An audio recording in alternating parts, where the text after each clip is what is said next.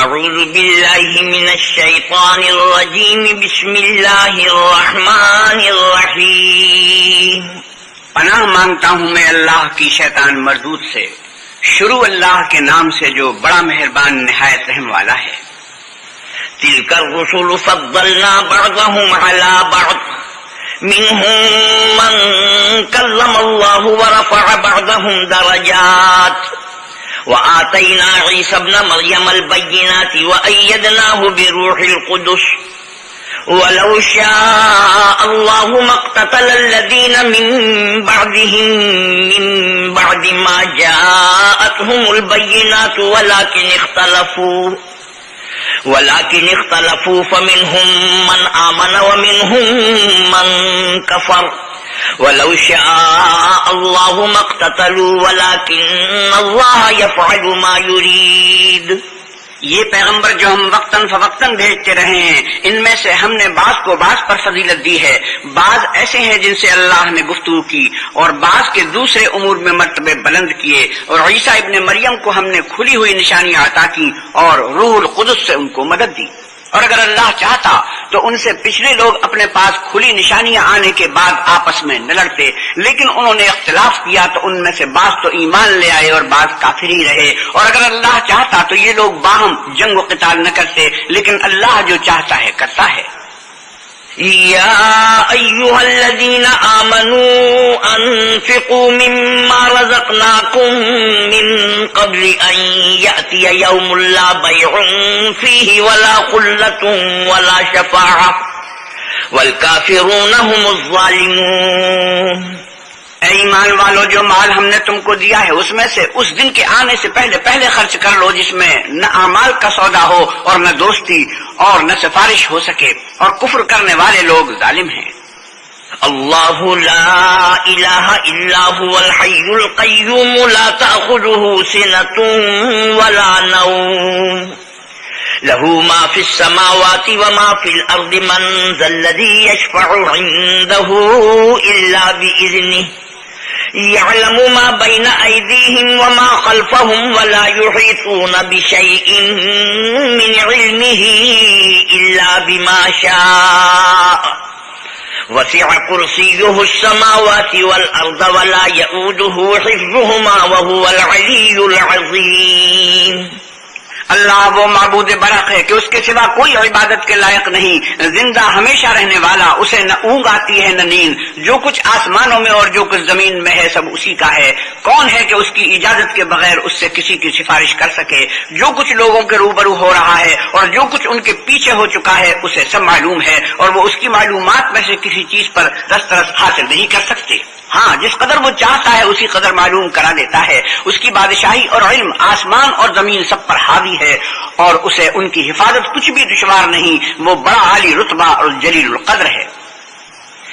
لا اکراہ فی الدین قد تبین الرشد من الغی فمن يكفر بالطاغوت ويؤمن بالله فقد استمسك بالعروة الوثقى لا انفصام لها والله سميع عليم.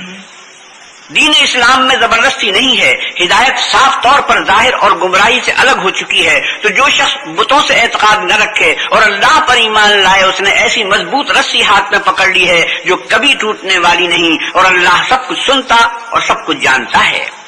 اللہ ولی الذین آمنوا یخرجهم من الظلمات الى النور والذین کفروا اولیاؤهم الطاغوت یخرجونهم من النور الى الظلمات اولئک اصحاب النار هم فیها خالدون. جو لوگ ایمان لائے ہیں ان کا دوست اللہ ہے کہ اندھیرے سے نکال کر روشنی میں لے جاتا ہے، اور جو کافر ہیں ان کے دوست شیطان ہیں کہ ان کو روشنی سے نکال کر اندھیرے میں لے جاتے ہیں. یہی لوگ اہل دوزخ ہیں کہ اس میں ہمیشہ رہیں گے. ألم تر إلى الذي حاج إبراهيم في ربه أن آتاه الله الملك إذ قال إبراهيم ربي الذي يحيي ويميت قال أنا أحيي وأميت قال إبراهيم فإن الله يأتي بالشمس من المشرق فأت بها من المغرب فبهت الذي كفر والله لا يهدي القوم الظالمين. بھلا تم نے اس شخص کو نہیں دیکھا جو اس غرور کے سبب سے کہ اللہ نے اس کو سلطنت بخشی تھی ابراہیم سے پروردگار کے بارے میں جھگڑنے لگا. جب ابراہیم نے کہا میرا پروردگار تو وہ ہے جو جلاتا ہے اور مارتا ہے، وہ بولا کہ جلا اور مار تو میں بھی سکتا ہوں. ابراہیم نے کہا کہ اللہ تو سورج کو مشرق سے نکالتا ہے، تو اسے مغرب سے نکال دے. یہ سن کر کافر حیران رہ گیا اور اللہ بے انصافوں کو ہدایت نہیں دیا کرتا. أو كالذي مر على قرية وهي خاوية على عروشها قال أنى يحيي هذه الله بعد موتها فأماته الله 100 عام ثم بعثه قال كم لبثت قال لبثت يوما أو بعض يوم قال بل لبثت 100 عام فانظر إلى طعامك وشرابك لم يتسنه وانظر إلى حمارك ولنجعلك آية للناس وانظر إلى العظام كيف ننشزها ثم نكسوها لحما فلما تبين له قال أعلم أن الله على كل شيء قدير. یا اسی طرح اس شخص کو نہیں دیکھا جسے ایک گاؤں میں جو اپنی چھتوں پر گرا پڑا تھا اتفاق سے گزر ہوا تو اس نے کہا کہ اللہ اس کے باشندوں کو مرنے کے بعد کیوں کر زندہ کرے گا، تو اللہ نے اس کی روح قبض کر لی اور 100 برس تک اس کو مردہ رکھا. پھر اس کو جلا اٹھایا اور پوچھا تم کتنا عرصہ مرے رہے ہو؟ اس نے جواب دیا کہ 1 دن یا اس سے بھی کم. اللہ نے فرمایا نہیں بلکہ 100 برس مرے رہے ہو، اور اپنے کھانے پینے کی چیزوں کو دیکھو کہ اتنی مدت میں مطلق سڑی بسی نہیں، اور اپنے گدھی کو بھی دیکھو جو مرا پڑا ہے. غرض ان باتوں سے یہ ہے کہ ہم تم لوگوں کے لیے اپنی قدرت کی نشانیاں بنائیں، اور ہاں گدھے کی ہڈیوں کو دیکھو کہ ہم ان کو کیوں کر جوڑے دیتے اور ان پر کس طرح گوشت پوشت چڑھائے دیتے ہیں. جب یہ واقعات اس کے مشاہدے میں آئے تو بول اٹھا کہ میں یقین کرتا ہوں کہ اللہ ہر چیز پر قادر ہے.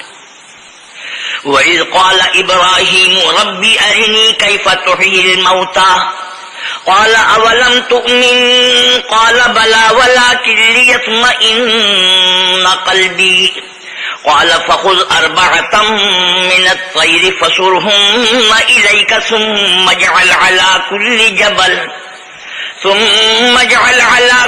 جبل منهن جزءا ثم ادعهن يأتينك سعيا وَاعْلَمْ أَنَّ اللَّهَ عَزِيزٌ حَكِيمٌ.